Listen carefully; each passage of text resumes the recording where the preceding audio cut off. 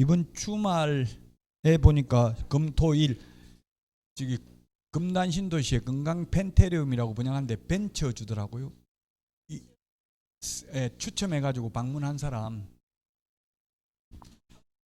지금 그게 다 분양가에 포함되어 있겠죠. 그런데 어쨌든 뭐 벤처 한 1억 하더라도 그렇게 하면 사람들 엄청나게 많이 몰려오나 봐요. 분양이 요즘 잘 안 되니까. 그 요즘 오히려 지금 싸게 살 수 있죠. 가장 싸게 사는 거는 전세든 매매든 가장 싸게 사는 거는 지금 입주하는 단지들이 싸요. 왜냐면 입주 기간을 보통 한 2달 이렇게 주거든요. 그 2달 안에 입주 못하면 연체이자 물어야 되잖아요. 계속 이자 같은 거. 그러니까 막 급매로 팔는 경우가 많거든요. 그러니까 전세든 매매든 신규 입주하는 데 가면 싸요. 다.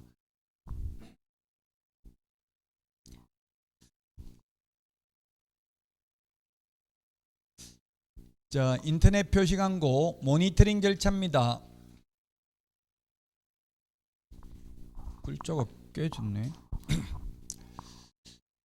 인터넷 표시 광고 모니터링 허위 매물 올리는지 이제 국토부 장관이 모니터링 지켜볼 수 있다는 이야기입니다.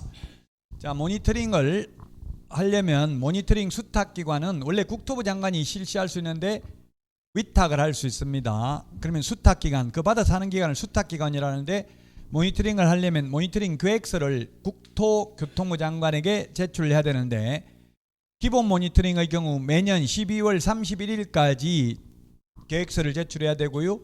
수시 모니터링은 필요할 때 제출을 해야 됩니다. 그리고 나면 이제 제출하고 나서 모니터링을 수행하고요. 그 결과 보고서를 이런 숫자들이 시험에 나올 수 있습니다. 우리 뭐 암기 프린트에 당연히 숫자 30일 정리되어 있죠. 기본 모니터링은 매 분기 마지막 날부터 30일, 분기가 3개월이 1분기죠. 그래서 3개월마다 하는 게 기본 모니터링이라고요. 분기 마지막 날로부터 30일 이내, 그리고 수시 모니터링의 경우 업무 완료한 날로부터 15일 이내, 30일, 15일 이런 게 시험에 나올 수 있겠죠. 15일 이내 그 결과 보고서를 제출해야 됩니다. 국토부 장관에게. 그러면 국토부 장관은 결과 보고서를 시도의사 및 등록관청에 제출해서 조사 및 조치를 요구할 수 있습니다. 조사 조치 조사 조치 요구를 받은 시도의사 및 등록관청은 신속하게 조사 및 조치를 완료하고 그 결과를 10일 이내에 국토교통부 장관에게 통보해야 됩니다. 허위 매물 올리는지 모니터링 한다는 이야기입니다. 자, 그 다음에 기본서 137에서 138인데 이중이라는 말 들어가는 거 전부 정리했습니다. 이중 등록, 이중 소속 두 개는 절대적 취소입니다. 그리고 1년 이하의 진행이나 1,000만 원 이하의 벌금입니다. 이중사무소, 이중계약서는 임의적 취소입니다. 임시중개시설물도 똑같습니다. 이중사무소는 1년 이하의 진행이나 1,000만 원 이하의 벌금인데 이중계약서는 징역 벌금 대상은 아닙니다. 소공, 소속공인중개사는 자격정지 사유가 되겠습니다. 이중계약서. 이중지급은 다른 법률에서 제한하지 않는 한 가능합니다. 이거는 요게 암기 프린트 53번 표 밑에 있습니다. 암기 프린트 53번 표 밑에.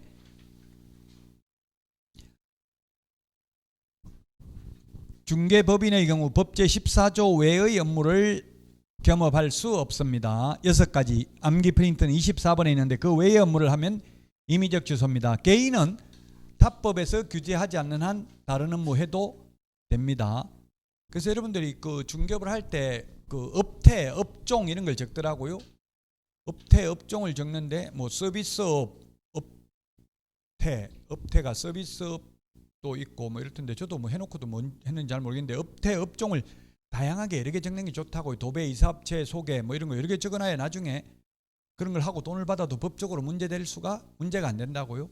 그 세금도 웬만하면 내는 게 좋겠죠. 그 세금 조금 안 내려다가 나중에 문제될 수 있으니까 세금도 내는 게 좋아요.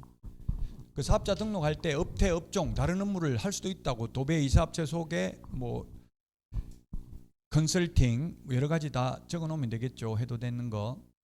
할 만한 게 있으면 건축 자재 매매를 업을 하는 거 이런 것도 가능해요. 어떤 아파트, 오래된 아파트 단지에 보니까 부부가 하는데 남편은 인테리어 업체 운영하고 있고요. 중개사무소에서. 부인은 중개업하고 이렇게 해가지고 중개업하면 뭐 도배해달라고 이런 것도 해달라는 게 맞나 봐요. 네? 서울에. 예. 그래가지고 그렇게 많이 돈 잘 번다 하더라고요. 어쨌든 그런 거 경험업 해도 상관없어요. 중개사무소에서 인테리어업 이런 거 해도 상관없습니다. 자, 등록의 실효라는 게 효력 상실입니다. 일본식 한자죠. 실효라는 말이. 효력 상실되는 게 개인 사망, 법인 해산, 일신 전속적이고 사람을 보고 등록을 해줬기 때문에 사람 죽으면 등록 효력은 상실되고요. 법인 해산, 개인 사망 같은 거죠. 법인은 회사입니다. 법적으로 사람입니다. 그리고 등록 취소, 폐업 신고하면 등록 효력이 상실되고, 등록 효력 상실되고 나서 중개업을 하면 무등록 중개업입니다. 처음부터 태생적 무등록이고요. 2, 3, 4가 후발적 무등록입니다.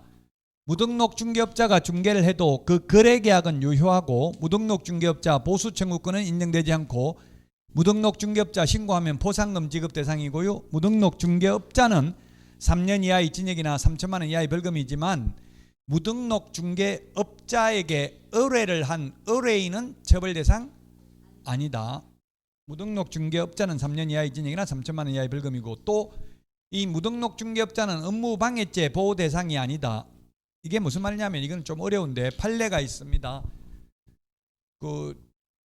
쉽게 말하면 자격증 걸고, 아마 연세 드신 분들 자격증 걸고 하라고 섭외가 많이 들어올 가능성이 있어요. 자격증 걸고 하면 뭐 기본급 보통 한 100만 원 이상 주고 자격증 걸고 한다고요? 그러면 돈 된 사람 따로 있고 사무소 차리는데, 자격증 걸고 같이 동업 형태로 하다가 자격증 있는 사람이 직접 계약서 확인 설명서에 도장 찍고 했다면 그는 양도대여 아니다. 판례가 있다고요? 동업이다, 동업.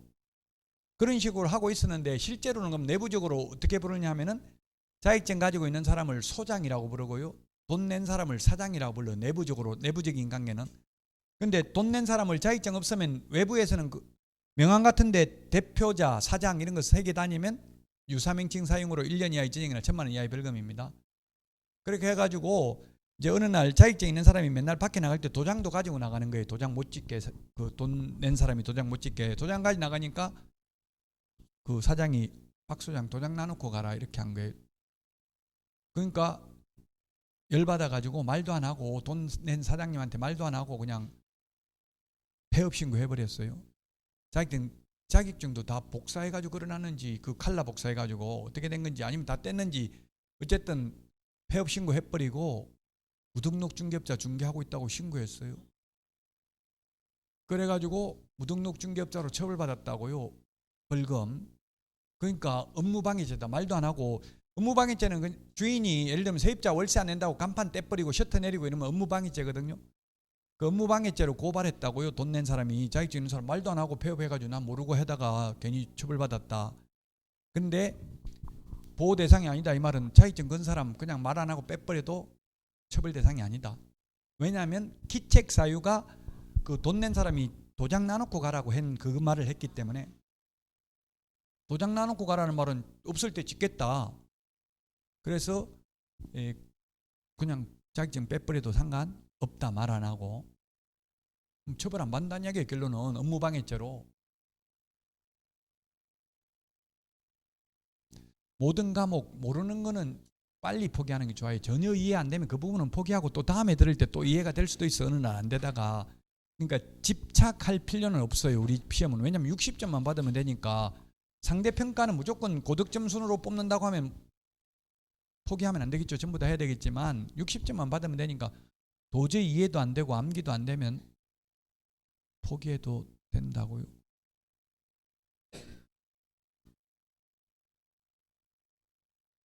오늘 그 아침에 라디오 들으면서 보니까 스타 강사, 역사 강사, 스타 강사, 일타 강사라던데, 저는 한 번도 뭐 세상 살면서 일타가 안 돼봤는데요. 이지영이라고 윤리 가르치는 그 선생도 일타 강사 나오는데 뭐 한 달 1년에 300억 번다고 자랑하더라고. 슈퍼카. 그러니까 남자들이 메일도 오고 유튜브에 댓글 많이 나오고 결혼하자. 너 만나가지고 팔자 펴고 돈 안 벌고 살고 싶다. 많이 오는데 그 댓글도 보니까 그런 게 많더라고. 유튜브 채널도 뭐 구독자가 몇십만 명 되더라고요. 결혼도 안 한 것 같더라고. 30대 후반인데 한 40 다 돼 가는데 그 돈 벌면 만약 그러다가 한 방에 가는 수가 있다. 그냥 이제 좀 편하게 살아라. 얼굴이 찌들려 있다. 이렇게 막 댓글도 있고 하던데, 어쨌든 긍정적인 사고를 그분도 그러더라고요. 그 육사 선생님도 자기는 정교사도 그 임용고시도 떨어졌나 봐요. 정교사도 안 되고 그 기간제 교사 하다가 이렇게 하게 됐다면서. 그러니까 꽃은 반드시 봄에만 피는 것은 아니다. 뭐 이런 이야기를 하더라고요.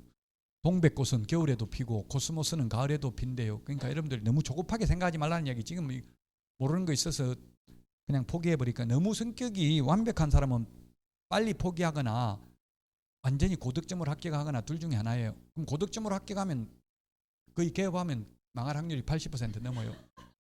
80점 이상 받으면 80% 넘는다고요. 망할 확률이. 65점 밑으로 합격하면 무조건 거의 뭐 95% 이상은 성공이에요. 100%라는 건 없지만 확률적으로. 제가 25년 동안 강의하면서 배출한 분들이 현업에 나가서 하는 걸 보니까 그렇더라고요. 공부 잘하는 분들이 성공한 케이스는, 이때까지 수석이 성공한 케이스는 한 명도 없습니다. 수석 졸업한 사람은. 딱 60점으로 합격하는 게 가장 좋아요. 근데 그 맞추기가 쉽지 않죠. 60점 딱 맞추기가. 자, 결격사유입니다. 144페이지 등록의 결격사유. 지금까지 한 게 한 두 문제 가까이 나오고요. 결격사유가 시험에 반드시 최근 35년간 해마다 출제됐습니다.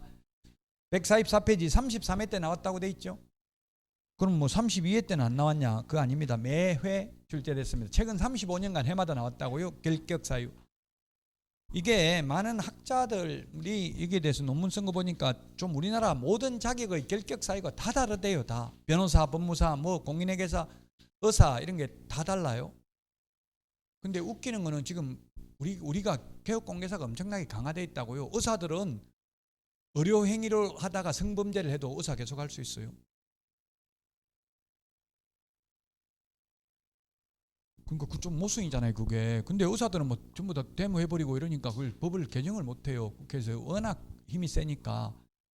공인중개사는 데모하자고 모이면 100명도 안 모이거든요. 12만 명 중에서. 한 건 하면 돈이 되는데 몇백 번인데 그거 가서 모여가지고 뭐 데모하고 안 하는데, 의사들은 그냥 문 닫자 하면 다 문 닫아버려요, 그냥. 왜냐면 내일 해도 또 돈 버니까. 제 친구도 의사들이 있는데 보니까 한 달에 5천만 원을 번대요, 의사들. 5, 6천만 원 정도는 웬만하면. 그러니까 돈 많으니까 그러겠죠, 의사들은. 그 우리는 만약 예를 들면 중개와 관련돼 가지고 공인중개사법 위반으로 징역 가면 아예 자격까지 취소돼요. 근데 의사는 의사 자격 취소 없다고요. 변호사도 변호사 자격 취소 없고요. 아무리 잘못해도 변호사법 위반으로 징역 가도 변호사 자격 취소 없어요. 근데 우리는 너무 굉장히 강화돼 있어요. 다른 자격에 비해서. 형평성에 어긋나기는 합니다. 자, 그래서 등록의 결격사유다. 이걸 한마디로 말하면 개공 등의 결격사유입니다. 개공 등의 결격사유. 개공 등이라고 하면 개업공개사, 소속공개사, 중개보조원, 법인의 임원, 사원입니다. 한마디로 말하면 중개사무소에 근무 못한다고요. 직원으로 근무하는 것도 안 되고 사장으로 근무하는 것도 안 된다고요. 취직도 안 되고 개업도 안 되는 사유입니다. 자, 그래서 개업공개사 등에게 해당되는 게 예금이 비결이다. 예금이 비결. 지금 돈 모으는 거는 예금이 비결인 것 같아요. 금리가 높으니까 예금이 비결이다. 예방교육, 금지행위, 이중소속, 비밀준수, 결격사유, 요건 개업공개사 등에게 해당되는 것이다. 암기 프린트는 31번 맨 밑에 보면 있습니다. 자, 그 다음에 개공, 개업공개사 줄여서 개공, 소속공개사 줄여서 소공. 개공, 소공에 해당되는 게 품위유지, 신의성실, 공정중개, 인장등록, 서명 및 날인. 서명 및 날인은 모든 소속공개사가 다 해야 되는 게 아니고 그 업무를 수행한 소속공개사만 하면 됩니다. 직원이 10명, 20명 있는 중개사무소도 많다고요? 그러면 그 업무를 20명이면 20명 다 서명 날인하는 게 아니고 당의 업무를 수행한 소속공개사와 개업공개사가 하면 됩니다. 실무교육, 연수교육 대상은 개공, 소공이고요. 개공에게만 해당되는 거 개시 의무, 등수, 보자 오늘 했고요. 그 다음에 확인설명서, 계약서, 확인설명서 3년 보존, 계약서 5년 보존, 보정설정, 계약서 작성, 확인설명서 작성, 개업공개사의 의무입니다. 단 계약서 작성이나 확인설명서 작성은 소공은 안 해도 되는데 할 수는 있습니다. 소공이 확인설명도 할 수는 있습니다. 반드시 해야 되는 것은 아닙니다. 자, 결격사유입니다. 취직하거나 개업할 수 없는 결격 사유. 여기에 해당되면 원칙적으로 자격은 취득할 수 있어요.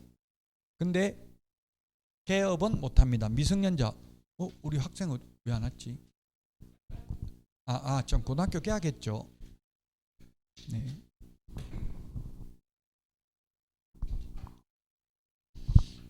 그 미성년자도 시험은 봐가지고 자격증은 딸 수 있는데 취직은 안 된다고 성년 될 때까지. 개업도 안 되고요.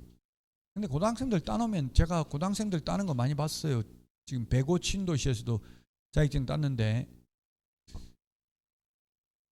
성적이 좋았었어요. 그러다 지금은 이제 군대 가 있는데 엄청나게 재미있다더라고. 아예 고등학교 때부터 학교에서는 맨날 잔데 들어누워가지고 잠만 자고 학원에 와서는 공부 눈이 반짝반짝. 그 학원에서는 왜 안 자냐 물으니까 자기는 빨리 건물주 되는 게 꿈이래. 벌써 18살인데 조물주 위에 건물주 있는 거 아닙니까? 이러는데 참 쟤는 뭐 하고 살았냐 싶더라고. 저는 이 나이에. 자, 그래서 미성년자는 오로지 나이를 먹는 길밖에 없고 성년 의제가 인정되지 않는다. 민법에서 성년 의제는 혼인을 하면 성년으로 본다. 또 법정 대리인의 동의를 받으면 단독으로 유효한 법률행위 할 수 있습니다. 미성년자. 그런데 공인중개사법에서는 부모가 동의해도 중개사무소 근무 못하고요. 부모가 동의하면 편의점 알바는 해도 돼. 미성년자. 그러나 중개사무소는 알바 안 됩니다. 오직 나이를 잡수시는 길밖에 없습니다. 미성년자는 동의받아도 안 된다. 피한정 후견인, 피성년 후견인은 후견 종료 심판이 있어야 된다. 피특정 후견인은 결격 사유 아니다. 이건 민법 9조부터 15조까지 있는데요. 민법도 103조부터 시험 범위라고. 이거 어떤 경우 피한정 후견인 되는지 시험에 안 나온다고요. 우리 민법 선생님이 뭐랬어요? 완전 또라이, 반 또라이 뭐 이렇게 말했다던데 민법 선생님 맞아요? 저는 좀 그런 말을 못 하겠고 어쨌든 뭐그 옛날에는 금치산 며칠 전에 드라마 어젠지 언젠지 보니까 하여튼 토요일인지 드라마 보니까 금치산자 만들겠다. 그 드라마 뭐 저녁에 막 그 할머니 나오고 하는 거 뭐지? 몰라요. 무슨 드라마 안 봐서 모르는구나. 그 보니까 할머니를 그냥 금치산자 만들어가지고 감옥에 어디다 정신병원에다 넣어버리고 이런 거 그런 거 있죠. 뭐 있었죠. 그게 보니까 금치산자라는 말 쓰더라고. 금치산자. 그 금치산자가 지금은 피성년 후견이 드라마에 나오는 게 다 맞는 건 아니에요. 텔레비전 나오는 게 모든 게. 옛날에는 금치산자, 아예 재산을 관리한 걸 완전히 금지하는 자를 피성년 후견인. 성년으로서 보살핌, 뒤후자 바라볼 견자 후견인이 뒤후자 바라볼 견자 후견인. 뒤에서 바라보는 사람, 뒤에서 보살펴주는 사람이 후견인입니다. 성년으로서 뒤에서 보살펴주는 사람이 성년 후견인이고요. 피성년 후견인은 피가 뭡니까? 이게 오더이자에 가죽 피자. 한자도 이제 안 적다 보니까 잘 못 적는데 오더이자 가죽 피자. 가죽에다 옷 입히는 건 따뜻하게 보호해준다 이런 뜻이에요. 피보험자 뭐 다 마찬가지예요. 피후견인 보살핌을 받아야 되는 사람입니다. 그래서 누가 상태가 더 심각해요? 피성년 후견인, 피한정 후견인? 피성년 후견인. 이건 완전히 뭐 법률행위 혼자서 못하는 사람이고요. 자, 어쨌든 그런 거는 시험에 안 나오고 결론은 피성년 후견인, 피한정 후견인 시험에 나왔던 게 정신과 의사로부터 정상이라는 소견서를 첨부하면 결격사에서 벗어난다. X. 반드시 후견 종료 심판, 법원의 심판이 있어야 됩니다. 근데 피특정 후견인은 특정 사무에 대해서만 후견을 받아야, 보살핌을 받아야 되기 때문에 결격사유 아닙니다. 시험에 이거 3번 나왔어요. 피특정 후견인은 결격사유 아니다. 이거는 네이버나 다음에 피성년 후견인, 피한정 후견인, 피특정 후견인 치보면 설명 굉장히 길게 나와 있는데요. 한번 읽어보는 것도 도움이 될 수 있어요. 어쨌든 우리 시험에는 그냥 결론만 나온다고요. 피성년 후견인, 피한정 후견인 결격사유고 피특정 후견인은 결격사유 아니다. 취직할 수도 있고 개업할 수 있다. 파산 선고받으면 복권 결정이 있어야 됩니다. 복권 신청만 하면 벗어난다. X로 출제됐습니다. 또 채무 회생인가 신청하였으나 회생인가 여부가 결정되지 아니한 경우 결격 사유 아닙니다. 파산 선고를 받아야 결격 사유입니다. 파산 선고면 빚잔치를 하는 거죠. 빚잔치. 그래서 파산 선고 받아가지고 자기도 재산 관리 못해가지고 파산 선고 받은 사람이 남의 재산 소개해 주겠다, 부자 만들어 주겠다, 말이 안 되잖아요. 그래서 취직도 안 되고 개업도 안 된다. 요거는 민법, 파산 선고는 채무자 회생 및 파산에 관한 법률. 그 다음에 수형자, 이거는 형법. 그래서 어려워요. 지금 형법, 민법 뭐 여러 개 법이 있기 때문에. 자, 수형자, 수 받을 수자, 형을 받은 자 이 말이죠. 수형자, 형을 받은 자. 쉽게 말하면 뭐 감옥에 갇힌 사람 뭐 이렇게 생각하면 되겠죠. 수형자, 형을 받은 자, 받을 수. 수형자인데 금고 이상 형을 선고받고, 금고 이상이 징역, 금고, 사형을 금고 이상이라고 합니다. 징역은 일을 시키는 거고 금고형은 일을 안 시키는 걸 말합니다. 지금 뉴스 보니까 정부에서 이제 교도소 수감된 사람 밥값 내고 있어야 된다 이렇게 바꾸려고 하더라고요. 콩밥 좋아요. 영양식으로 주더라고. 나는 콩만 주는 줄 알았더니만 잡곡밥 줘요. 집에서도 못 먹는 거. 그래서 왜냐하면 징역 가면 월급 받거든요. 월급 받아가 이제 밥값 내라는 이야기예요. 월급 받아요. 일하고 일 시키거든요. 일 시키고 월급 받아가지고 밥값 내고 있어라 이렇게 할 예정인가 같아요. 근데 우리나라 교도소가 열악한 편이에요. 미국 같은 데는 호텔이더라고. 호텔, 미국 교도소는. 근데 일단은 그 자유가 억압되는 그 자체가 아무리 편하게 있어도 쉬운 건 아니거든요. 자, 어쨌든 금고 이상, 금고 징역형을 선고받고 종료, 출소하고 나서 교도 감옥에서 나오고 나서 3년 지나야 된다고요? 머리 빡빡 깎고 감옥에서 나오자마자 바로 중개사무소에 가서 근무하는 거는 안 된다. 사회 적응 기간이 필요하다. 그러다 보니까 보조원 취직도 안 돼. 출소해도 감옥 갔다가. 그러면 먹고 살 수 없으니까 일부러 슈퍼 가서 뭐 훔치고 자수해 훔쳤다고 감옥 보내달라고. 감옥에 가면 밥은 공짜로 주니까. 이 문제예요. 제가 볼 때는 취직을 하긴 해야 되는데 또 하면 또 주변 사람들이 싫어하고 이게 문제죠. 지금 뭐 조두순 씨인가 저 안산에 출소해가지고 이사도 못 갔잖아요. 전부 막 옆에서 데모하고 그러니까 이사도 못 가고 문제가 심각하더라고요. 참 뭐가 맞는지는 모르겠어요. 어쨌든 자, 그래서 출소하고 3년 지나야 된다. 그럼 3년 동안 뭐 먹고 살아야 되냐? 그건 또 문제가 되겠죠. 3년 지나야 되고 가석방, 가짜로 석방된 경우는 남은 잔여형기 더하기 3년 지나야 됩니다. 완전히 석방이 아니기 때문에 가석방되면 잔여형기를 가석방 기간이라고 합니다. 징역 3년을 선고받고 만약 1년 만에 가석방됐으면 남은 2년 더하기 3년 더 지나야 됩니다. 그래서 실제 가석방됐냐나 만기 출소됐냐나 똑같아. 형 선고받은 날로부터 모두 6년 지나야 되죠. 만약 3년을 선고받았다면 1년 만에 가석방돼도 남은 2년 더하기 또 3년 더 지나야 되니까요. 가짜 석방이니까 형기의 3분의 1을 채우면 가석방될 수 있습니다. 자, 그 다음에 법률 변경. 법률 변경되는 게 많잖아요. 지금 간통죄가 폐지됐잖아요. 지금은 간통죄 폐지돼가지고 간통죄 옛날 2년 이하인데 이게 폐지되는데 가장 큰 영향을 미친 사람이 옥소리 씨라고 나오더라고요. 그분이 묻지도 않은데 나 간통했다 누구하고 이렇게 말했나 봐요. 그걸 이슈화 시키기 위해서. 그래서 이슈화 많이 됐죠. 연예인들 때문에 많이 영향을 미쳤다고요. 옛날에 강남길 씨 부인도 그런 일이 있었어요. 옛날에. 자, 어쨌든 이 법률 변경, 간통죄가 폐지되면 석방됩니다. 석방돼도 3년 지나야 됩니다. 바로 중개사무소 가서 근무하는 게 아니고요. 법률 변경으로. 특별사면 뭐 지금 각 정부마다 윤석열 정부에서도 누구 특별사면 누구했지? 이명박 전 대통령 했나? 했죠. 그 특별사면 이명박 전 대통령은 특별사면 됐기 때문에 중개보조원 근무 가능한데 김경수는 안 돼요. 경남 전 도지사는 안 되나?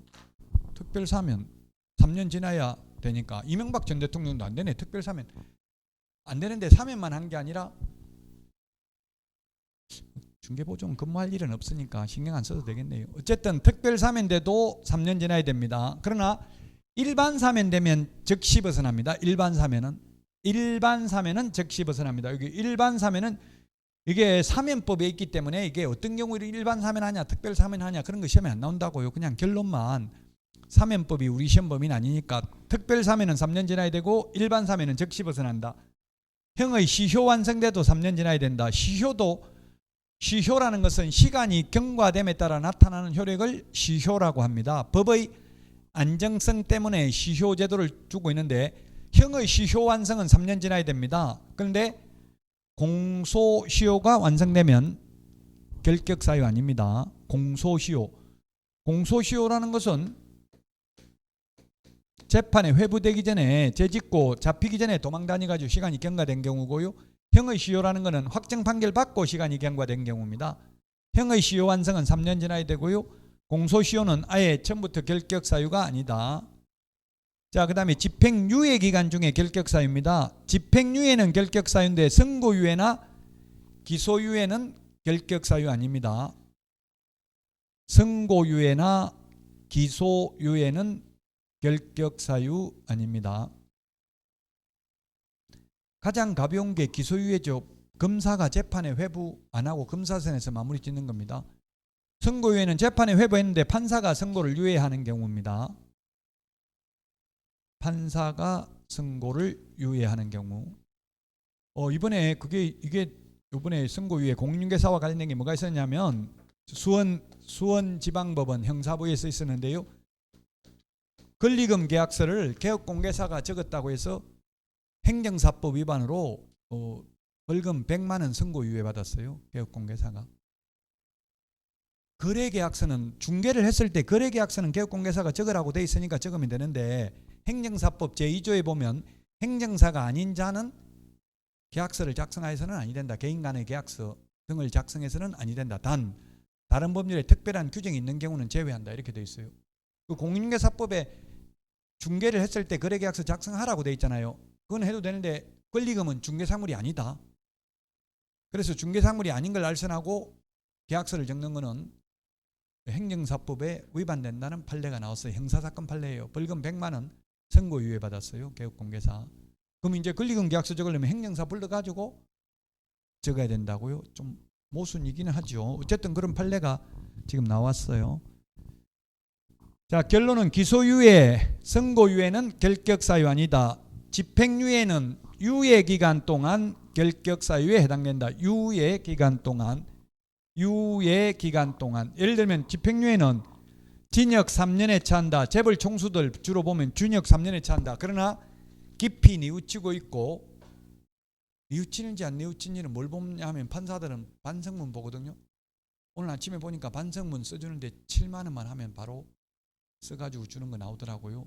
대행업체가 있더라고요. 그래가지고 형 많이 깎았다고 나오더라고요. 저도 글을 잘 못 적거든요. 못 적는 사람은 그게 그러더라고요. 반성문 업체에서 전화하는 거 보니까 7만 원, 5만 원인데 부가가치세 해가지고 5만 5천 원 뭐 좀 더 좋게 쓰려면 7만 원이더라고요. 그럼 7만 원 주고 좀 약간 수정을 하라더라고요. 왜냐하면 개인 그게 사정이 다 다르기 때문에 그대로 내지 말고 좀 자기 특수한 사정을 조금 더 첨삭을 하면 더욱 좋은 반성문이 된다. 이렇게까지 컨설팅 해주더라고요. 그걸 7만 원 입금시키니까 바로 오더라고 반성문. 뭐 학폭 반성문, 뭐 성폭력 반성문 다 그 제목만 적어주면 바로 그게 돼 반성문. 적어줘요. 그게 중요하대요. 판사가 깊이 뉘우치고 있고 징역형이 1년 2년 차이 난다고요. 전혀 반성의 기미가 없고 그럼 뭐 보고 하냐고. 이걸 반성문 보고 한다는 이야기예요. 자, 징역 3년에 깊이 뉘우치고 있으므로 재벌 총수들은 무조건 깊이 뉘우치더라고 보면. 그래서 징역 3년에 처한다. 그러나 그 집행을 5년간 유예한다 하면 몇 년간 결격사유냐고요. 결론은 5년 유예기간 결격사유라고요. 이 5년 동안 죄 지으면 옛날에 받았던 3년하고 새로 지은 죄하고 같이 살아야 돼요. 4년. 유예기간, 집행 유예기간 결격사유다. 그 다음에 이 법 위반으로 벌금 300만 원 이상 받으면 3년간 결격사유다. 이 법 위반입니다. 도로교통법 위반해서 벌금 받은 것은 결격사유 아닙니다. 이 법 위반으로 이 법이 공인중개사법입니다. 300만 원 이상 벌금 받으면 3년간 결격사유다. 3년이 많이 나옵니다. 우리 암기 프린터는 46번에 1번부터 5번까지 지금 하고 있는 거 3년 나와 있습니다.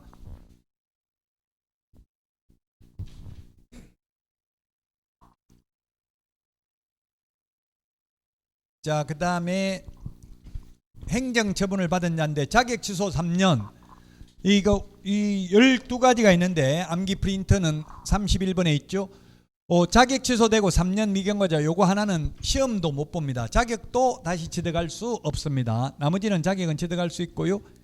그 다음에 자격 정지기간 중에 있는 자, 자격 정지 처분을 받고 그 정지기간에 있는 자, 그 다음에 등록 취소되고 3년간 결격 사유다. 다만 사망, 해산, 결격 사유, 등록 기준 미달로 등록 취소된 경우에는 등록 취소되고 나서 3년 지나야 된다는 규정을 적용받지 않는다. 그러면 사망하면 언제 결격 사유에서 벗어난다? 1번 즉시 벗어난다. 영원히 못 벗어난다. 답은 영원히 못 벗어납니다. 사망하면 끝입니다. 단 부활한 경우에는 그러하지 아니합니다. 죽고 없으면 다시는 근무 못 하잖아요.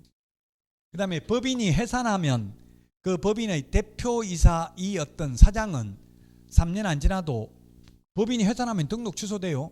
취소됐다 하더라도 3년 안 지나도 대표이사 사장이 개인 이름으로 등록하거나 취직하는 것은 가능하다. 시험에 출제됐고요. 그 다음에 결격 사유, 예를 들면 파산 선고 받으면 등록 취소됩니다.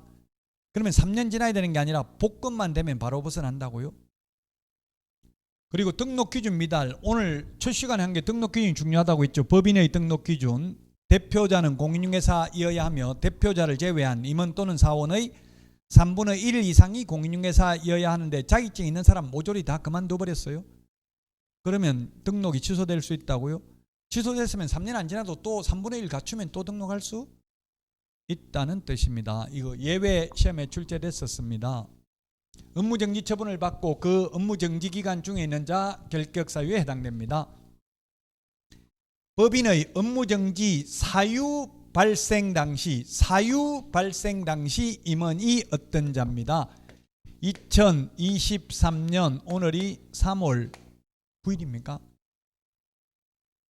3월 9일 날 위반행위를 했습니다. 업무정지에 해당되는 위반행위를 했고 그 다음에 2023년 4월 9일 날 A라는 임원이 선임되었습니다. A라는 임원이 선임되었고요. 그 다음에 2023년 5월 9일 날 업무정지 처분을 받았습니다. 업무정지. 법인이 업무정지 처분을 받았다고요? 그러면 A 임원은 그 업무정지 기간 동안 그만두고 다른 데 가서 취직하거나 개업할 수 있다? 없다? 있다고요? 왜냐하면 사유 발생 당시잖아요. 사유 발생 당시는 근무 안 했다고요. 그 이후에 취직했다고요. 사유 발생 당시라고 해서 처분 당시가 아니고 사유 발생 당시 근무 안 했기 때문에 이 A 기책 사유가 없잖아요. A 잘못하고는 아무 상관이 없어요. 이 시험에 출제됐어요. 이게 사례 중심으로 사유 발생 당시입니다. 처분 당시가 아니고요. 그 다음에 결격 사유에 해당하는 임원이 있다면 임원 또는 사원, 주식회사는 임원이고 한명합자회사는 무한책임사원입니다. 임원 또는 사원이 있다면 2개월 이내에 그 사유를 해소해야 되고 해소 안 하면 절대적 등록 취소, 반드시 등록을 취소해야 된다. 2개월입니다. 암기 프린터 38번입니까? 38번 맞아요? 한번 2개월. 38번에 1번, 2번. 2개월 이내에 사유 해소해야 되고요. 안 하면 임원의 경우 절대적 취소, 소공, 보조원의 경우 업무정지 사유입니다. 일반 직원 해고 안 하면 업무정지입니다. 물론 해고라는 말을 지금은 쓰지는 않습니다. 고용관계 종료라고 합니다.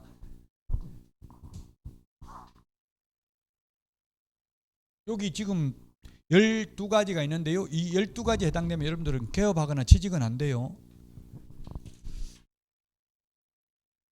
자격증은 물론 딸 수 있고요. 취직하거나 개업 안 돼도 미리 자격증 따놓는 게 좋겠죠.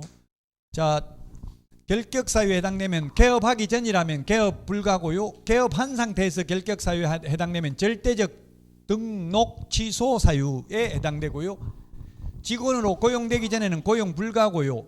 이미 고용된 후에 결격 사유에 해당되면 고용관계 종료, 해고 사유입니다. 쉽게 말하면 2개월 이내 법인의 임원을 해고 안 하면 절대적 취소, 고용인 2개월 이내 고용관계를 종료하지 않는 경우에는 6월 이하의 업무정지 사유입니다.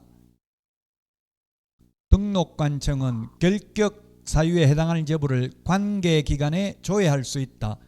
그래서 조회하는 걸 보니까 옛날에는 본적지 신원조회를 했는데 지금은 아예 전산에 입력이 다 돼 있어가지고 그 공무원이 보는 사이트에 들어가니까 다 나타난다. 그 다음에 경합범에 대해서 벌금형을 선고하는 경우에는 분리해서 선고해야 된다. 경합범이라는 게 뭐냐면 경합범,